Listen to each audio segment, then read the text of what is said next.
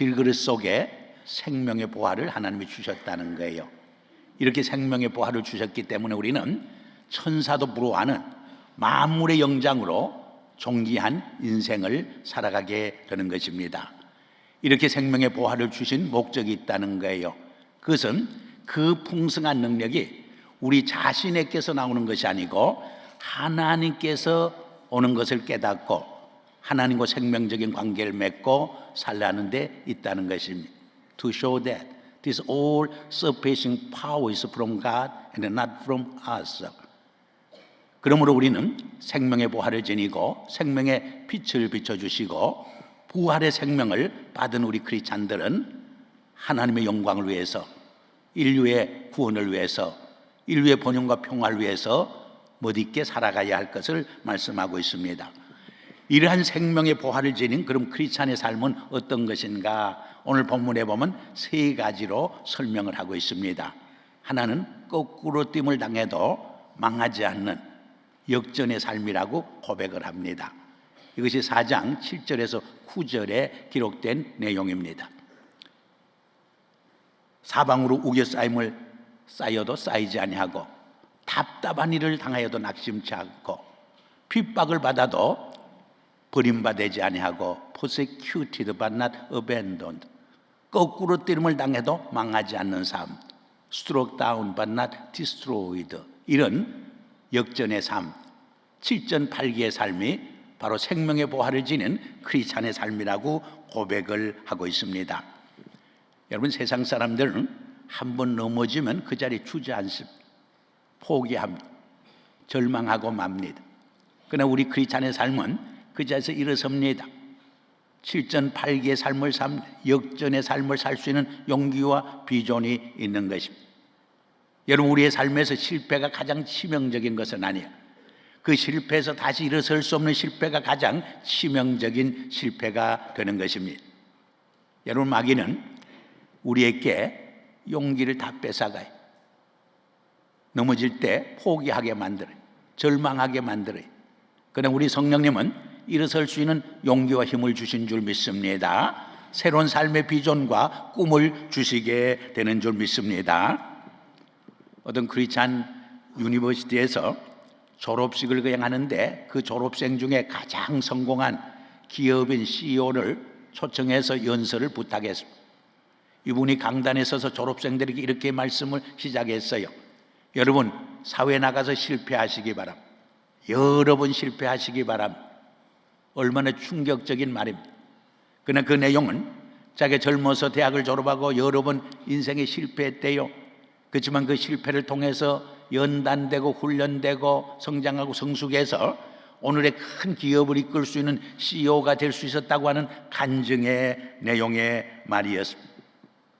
언제가 제가 글을 읽어보니까 미국의 큰 기업을 이끌어가는 CEO의 3분의 2가 몇 번씩 실패하는 경험이 있었다고 고백한 것을 읽어볼 수가 있었습니다. 유명한 2차 대전을 승리로 이끌었던 처칠 경이 자기가 다니던 학교를 방문했습니다. 후배 학생들이 굉장한 연설을 기대했습니다. 그러나 그분은 너무나 바쁘다 보니까 간단히 3마디만 남기고 교정을 빨리 떠나갔습니다. 여러분, 그 3마디가 무슨 말인지 잘 기억하지요? Don't give in, don't give up, and never give up. 포기하지 마세요. 포기하지 마세요. 결코 포기하지 말길 바란다는 그런 말이었습니다. 한번 따라할까요? 포기하지 맙시다. 포기하지 맙시다. 결코 포기하지 맙시다. 우리가 인생을 살다 보면 정말 포기하고 싶을 그런 때가 있어요. 그러나 우리 성령님은 일어서게 합니다. 다시 승리할 수 있는 비전과 꿈을 주시게 되는 것입니다. 저보다 키가 훨씬 적은 어떤 연사가 많은 분들 앞에서 연설을 했어요. 여러분, 제가 키가 작다고 무시하지 마세요. 이래봬도 제가 키가 작은 사람들이 모이는 클럽의 회장입니다. 여러분보다 내가 부자가 될 확률이 훨씬 높습니다. 왠지 아세요? 땅에 있는 돈을 먼저 주실 수 있는 확률이 높기 때문입니다. 여러분, 자기의 약점마저 장점으로 받아들이고 사는 사람은 인생의 실패자가 되잖아요. 반드시 성공자가 되는 줄 믿습니다. 리바이 스트라우스라는 분은 1847년에 독일에서 미국으로 이민을 왔습니다. 그리고 포목 장사로 이민 생활을 출발했습니다. 근데 그때 북가주에는 금강산업이 발달되면서 이 천막천을 팔아서 짭짤하게 재미를 봤어요. 근데 한 번은 군대에 납부할 10만 개 천막을 오더 받았어요. 그래서 있는 돈 없는 돈 다 끌어다가 10만 개 천을 준비했어요. 근데 납부하기 얼마 전에 취소를 당해요. 하늘이 무너지고 땅이 꺼지는 것 같아요. 삶의 소망을 완전히 잃어버렸어요. 자살할 만한 그런 충동까지 받게 됩니다. 그러나 그는 경건한 유대인이었습니다. 여러분, 유대인들이 우리 개신교 신자보다 더 열심히 기도합니다. 하루에 규칙적으로 시간을 정해놓고 기도하는 분들. 그래서 하나님 앞에 무릎 꿇고 기도하지 않을 수가 없었어요. 기도할 적에 하나님의 세미한 음성이 들렸어요. 내가 독일에서 이민 올 적에 빈손 오지 않았느냐? 좋은 집에 살고 자녀들도 공부 잘하고 또 비즈니스도 이만큼 잘 되고 있는데 왜 낙심하느냐? 왜 포기하려고 하느냐? 왜 절망하느냐? 질책의 음성이 들고 무릎 꿇고 하나님 앞에 회개합니다. 잘못되었습니다. 그리고 그 자리에서 다시 힘을 가지고 용기를 가지고 일어섭니다. 한 번은 북가주를 여행을 하는데 금광에서 일하는 많은 노동자들이 휴식 시간에 밖에 나와서 바지를 입고 있어요. 금광에서 일하다 보니까 바지가 쉽게 떨어지는 거예요. 그래서 바지를 입고 있는 장면을 지켜보면서 하나님이 기발한 비즈니스의 영감을 주시게 돼요. 그 많은 천막천을 이용해서 바지를 만들면 질겨서 오래 입겠구나. 그래서 그것으로 그 많은 천막천으로 청바지를 만들, 그것이 바로 청바지의 원조가 되는 것을 우리는 잘 알고 있습니다. 이 청바지가 얼마나 파풀해요. 남녀노소 할 것 없이 얼마나 즐겨 입어요. 주일날 우리 1세들 목사들만 입지 않지 2세 목회자들은 주일날도 청바지 입고 설교하는 시대가 되지 않았습니까? 하나님께서 기발한 아이들을 주셨어요.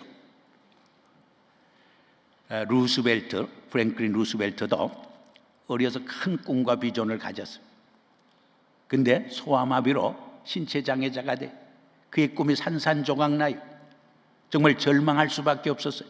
그러나 그는 믿음의 사람이었어요. 그래서 믿음으로 다시 일어서요.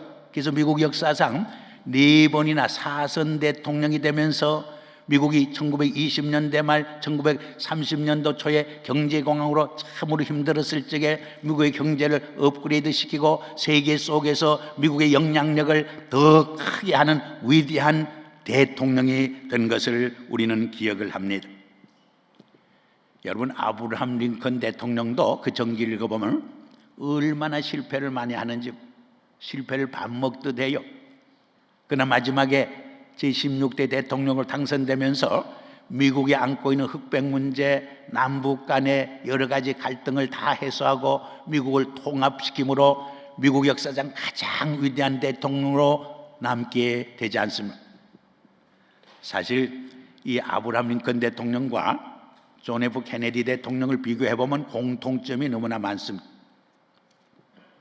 아브라함 링컨은 1860년에 대통령으로 피선돼 케네디는 1960년에 피선이 됩니다. 두 분 다 금요일 날 암살을 당하게 됩니다. 이 암살을 한 부스나 오스왈드는 1805년생이고 한 사람은 1905년생이에요. 또 두 사람 다 또 다른 사람에 의해서 암살을 당하게 됩니다. 그리고 이 아브라함 링컨 대통령께는 케네디라고 하는 비서관이 있었어요. 케네디에게는 링컨이라고 하는 비서관이 있었던 것입니다. 이 역사의 아이러니를 우리가 어떻게 이해하고 설명할 수 있는 것입니다. 하나님만이 아는 역사의 비밀이라고 말하지 않을 수 없습니다. 그런데 사실은 아브라함 링컨 대통령이 훨씬 더 많은 고난과 위기에 직면했습니다. 그러나 그는 믿음의 사람이었어요. 기도의 사람이었어요. 말씀을 늘 상고하는 분이었어요. 믿음과 말씀 안에서 그 미국이 직면했던 많은 어려움을 극복하고 미국을 통합시킴으로써 미국을 위대한 나라로 만든 지도자가 되는 것을 봅니다. 이 아브라함 링컨 대통령의 영부인은 악처로 소문이 났댔습니다. 그래서 이런 에피소드가 있어요.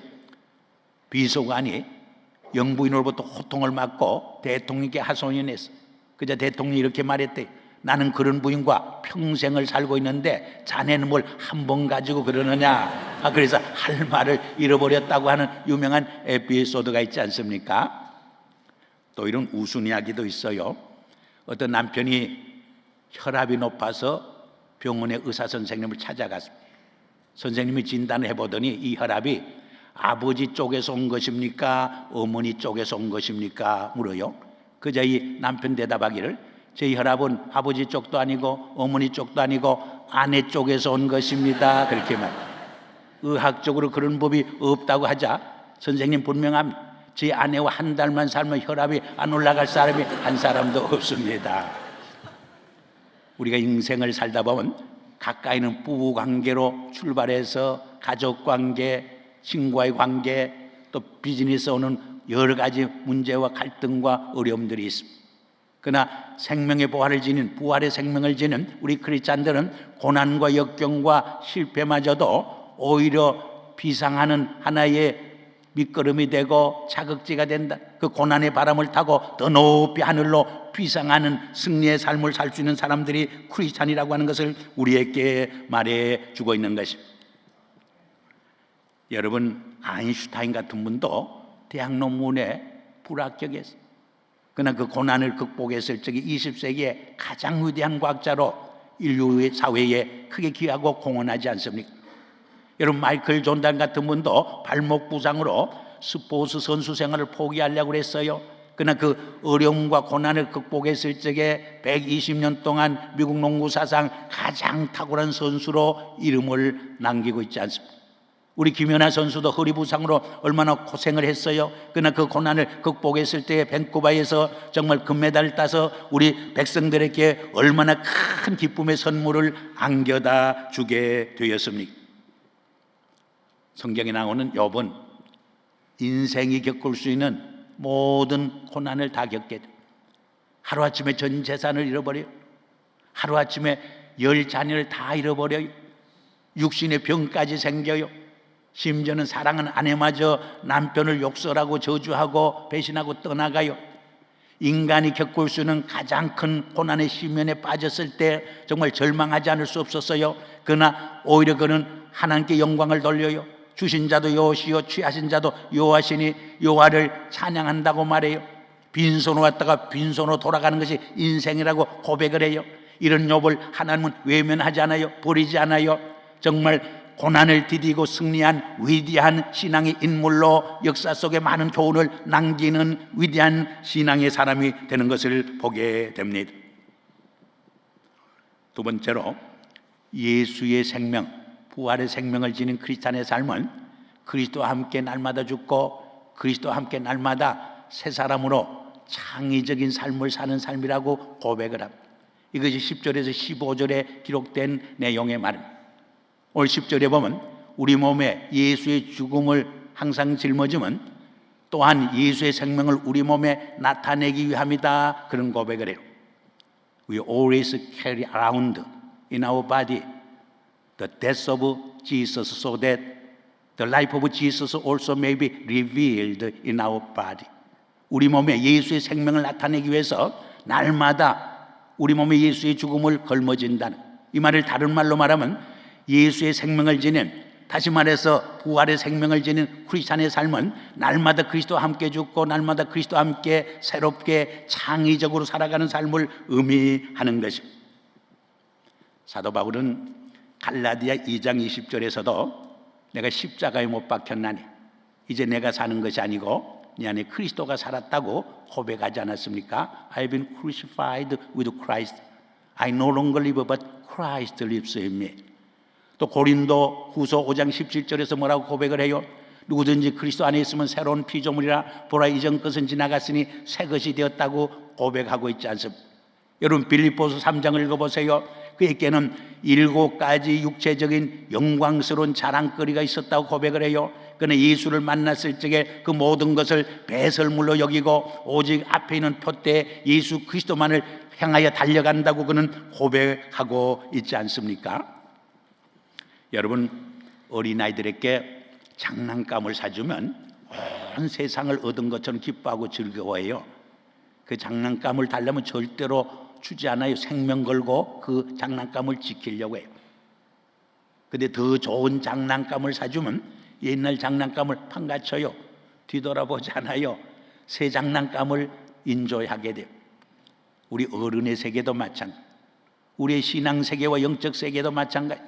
지금까지 세상의 부귀영화가 내 생명보다 더 소중한 것으로 붙잡고 살았어요.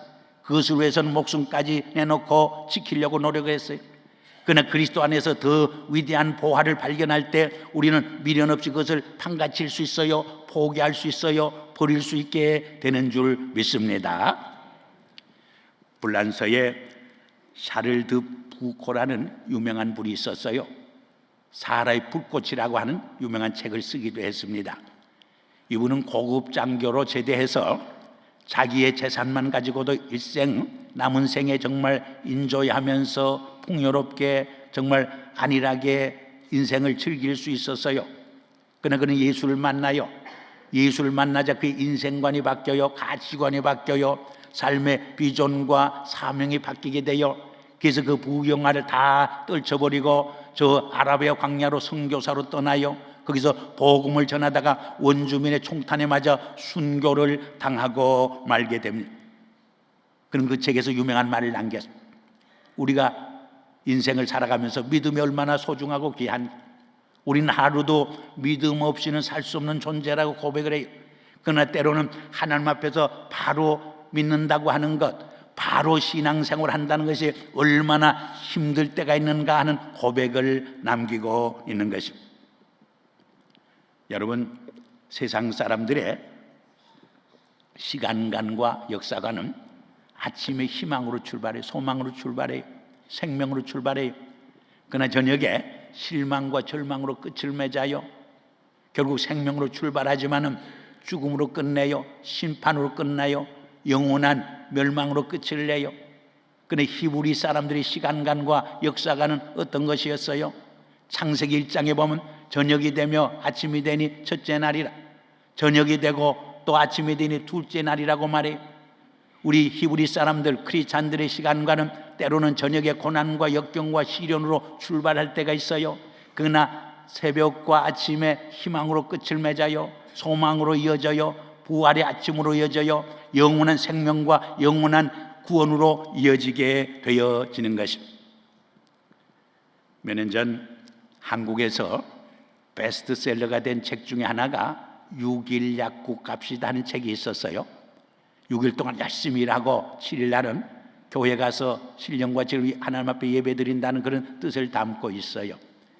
근데 이 책을 누가 썼느냐? 김성호 장로님분이 썼어요. 이분은 아주 가난한 시골 교회 목사님의 아들로 태어났어요. 대학을 졸업하고 군대 갔다 왔을 때 손에 쥐어진 총 재산은 약사 자격증 하나밖에 없었던 것입니다. 이것으로 대한민국에서 가장 작은 4.5평짜리 약국 마산 변두리에서 시작을 합니다. 왜냐하면 그거보다 더 적으면 약국 허가가 나오지 않는데, 그렇지만은 조그만 약국을 차리면서도 큰 기업을 이끌어가는 CEO라고 하는 비전과 자부심과 긍지를 가지고 경영을 합니다. 약은 몇 개 못 갖다 놓고 제약회사에 가서 빈 통을 많이 갖다가 나열해 놓고 출발합니다. 그 책을 읽으면 두 가지 비전과 철학이 있어요. 자기 가게에 찾아오는 손님 한 분 한 분은 예수님을 대접하듯이 사랑으로 섬겨준다는 거예요. 고객 한 사람을 사랑으로 섬겨줄 때 그분이 100명 1000명 새 손님을 데리고 온대. 고객 한 사람을 두 사람을 상처내서 떼어버리면 그 사람이 2000명 3000명 고객을 떼어버린대요. 우리 교회에서도 마찬가지. 그래서 얼마나 열심히 사랑으로 섬겨주는지 몰라요. 예를 들면 중고등학교 교장 선생님이 고객으로 늘 들었는데 장학금을, 그저 교장 선생님이 오히려 충고해요. 자네는 돈을 좀 많이 벌거든 장학금을 내라 그래. 그저 선생님, 이 가난할 때 11조하고 가난할 때 장학금 못 내면 부자가 되면 더 못합니다. 가난할 때부터 해야 그것을 할 수 있다고 고백을 해요. 또 연말이 되면, 크리스마스가 되면 동장을 찾아가서 가난한 사람을 도와달라고 성금을 또 도네이션 해줘요. 얼마나 열심히 사는지 몰라요. 그게 약국만 한 게 아니에요. 컴퓨터 교육 프로그램도 개발했어요. 학생들에게 3만 원 회비를 받았어요.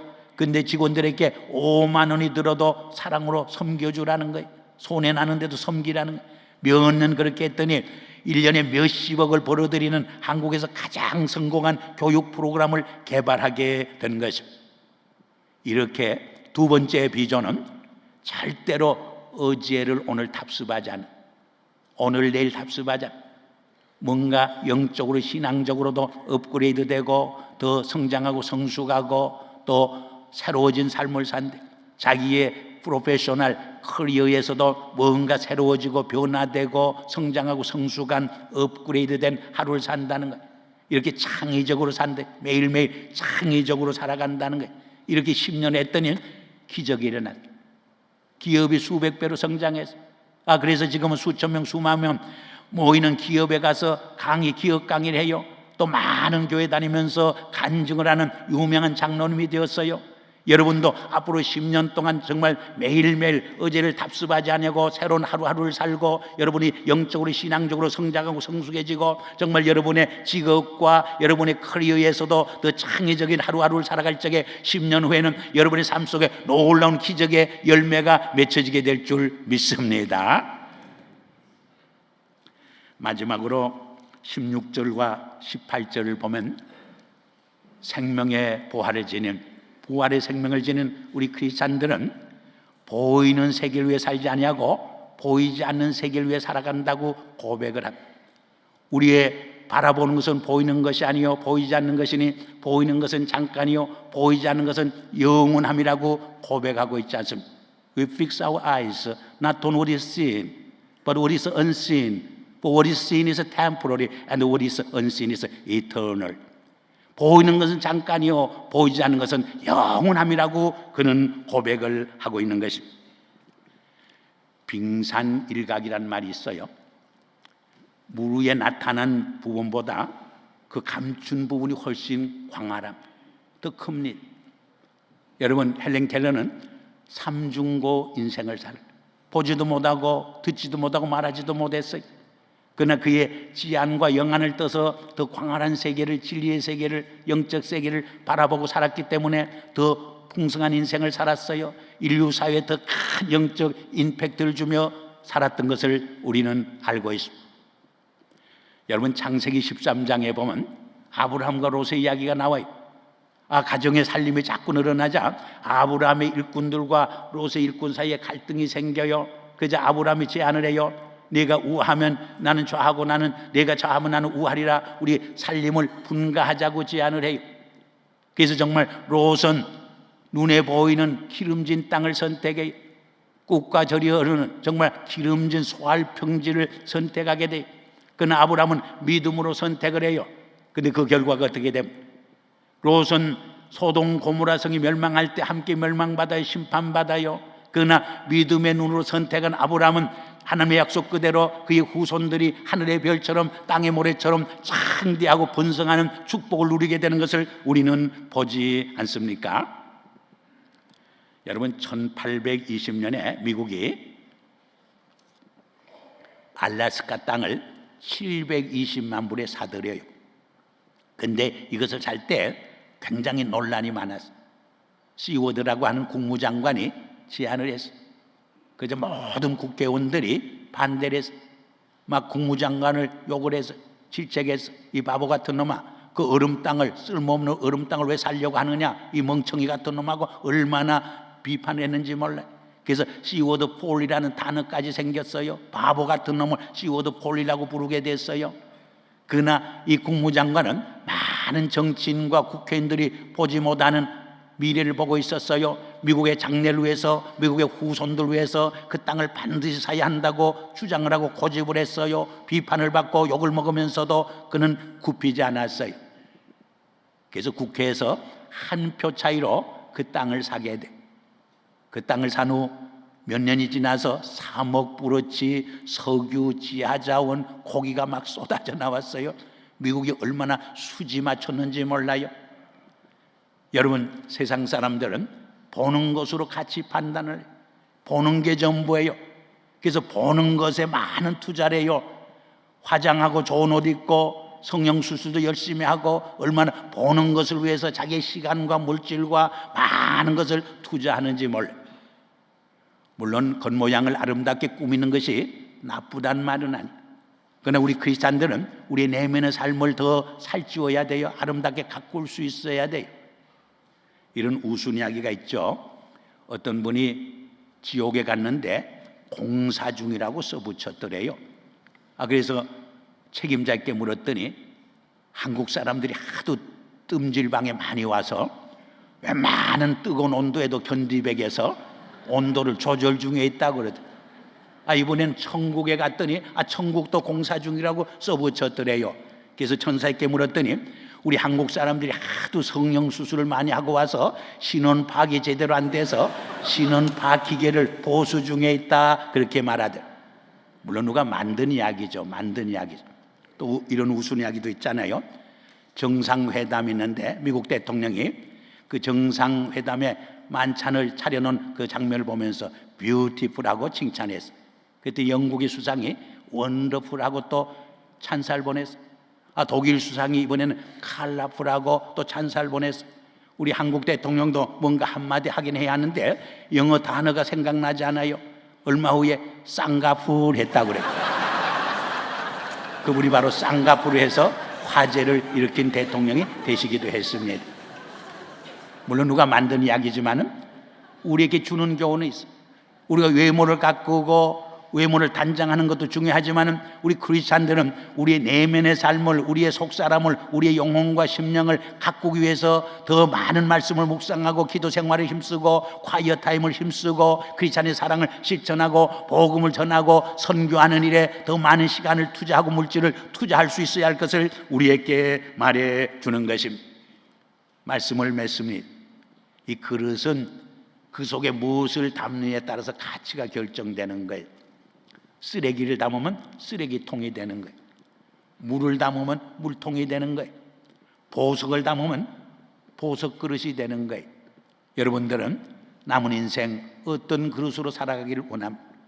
참으로 생명의 보화를 담은, 부활의 생명을 담은 크리스찬으로서 역전의 삶을 살고 날마다 그리스도 안에서 내가 죽고 날마다 그리스도 안에서 새 사람으로 창의적인 삶을 살고 보이는 세계를 위해 살지 아니하고 보이지 않는 영원한 세계를 위해서 여러분의 삶을 투자하고 헌신하는 삶을 살지 않겠습니까? 이런 삶이 되기를 주 이름으로 축복합니다.